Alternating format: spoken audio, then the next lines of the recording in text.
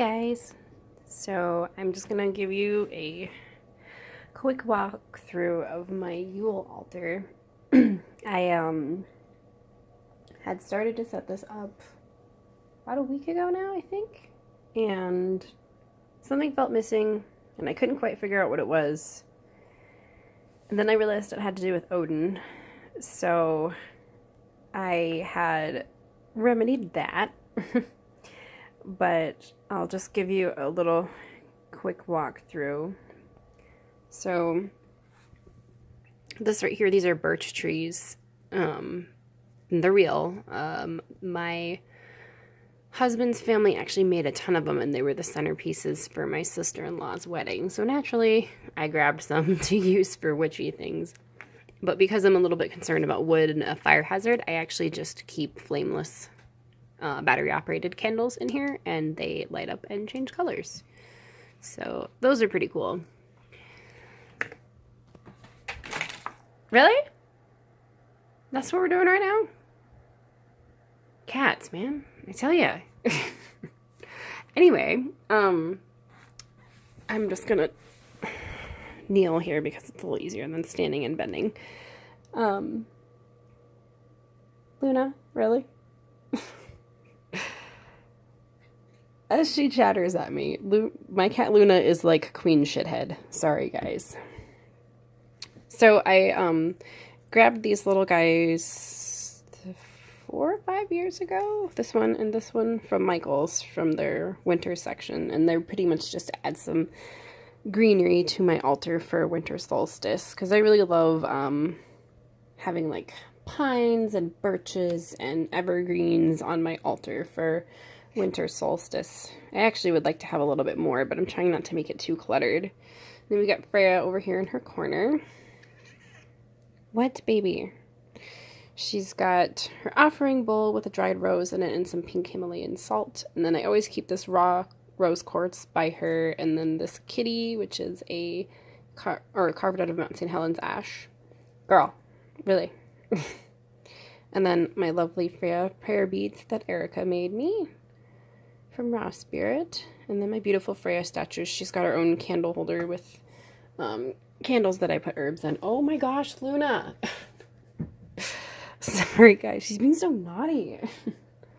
And then I have these little tea light holders that I generally bring out and use actually pretty often. And it's pretty obvious what they represent. To me, it's both new and full moon and then kind of light and dark. That sort of duality. I don't know, I just like having that representation, and I feel like that's really appropriate for winter solstice. And then we've got my drinking horn here, and this huge chunk of quartz I got at this shop up in what Minnesotans here call the North Shore, but it's basically up on the shore of Lake Superior. It's funny because I'm not Minnesotan, so I'm like, what do I call it? Do I just call it the North Shore? Does that make me Minnesotan? Because I love Minnesota, but guys, I'm a proud Washingtonian. Like, I just, yeah. But anyway, and then I have these cute little crocheted snowflakes that my husband's grandmother made me. She's very talented.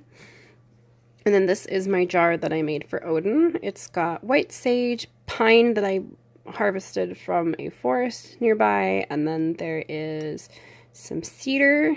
There is a little charm in here that's got the world tree on it, and there's some black feathers that I believe are fake. I did not get them from anywhere. And then there's like pine branches and whatnot. That's all makes me think of Odin. And then this little guy here is the it's the Viking compass, the Vasir, I think is how you say it. I wood burned it and made it myself. It's made out of pine wood. And then that right there is my little winter solstice Odin representation. Yes, it is Santa. But if you guys saw my video on Odin, Santa essentially is Odin. So it's kind of a fascinating thing. I mean, if you're curious, look more on the topic. There's a lot of interesting material on it.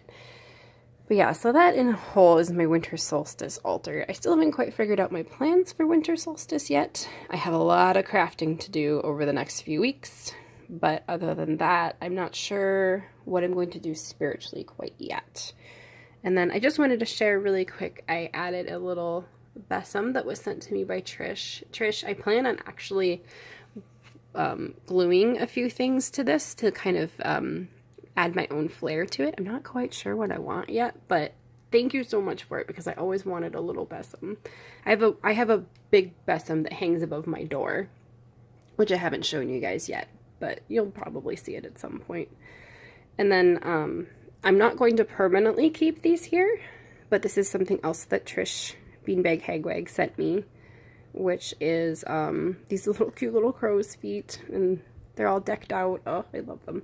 But I'm probably going to put them somewhere else because I have my my water and air representation over there. I'll show you guys something funny really quick about that. I've had that since high school. I have to switch hands because this is on my left wrist. And pull down my sleeve. Yeah, funny, huh? Yeah, that's the kanji for water. So that was my very first tattoo I got at 19. I wanted it to represent my pull to my dominant element. Even though my sun sign's an air sign, I am actually a water moon sign because my moon is in Cancer. I'm a water baby. But that's another video for another time. But anyway, so this is my winter solstice altar for 2018. I hope you guys enjoyed it. I hope you're having a wonderful week. Blessed be as always.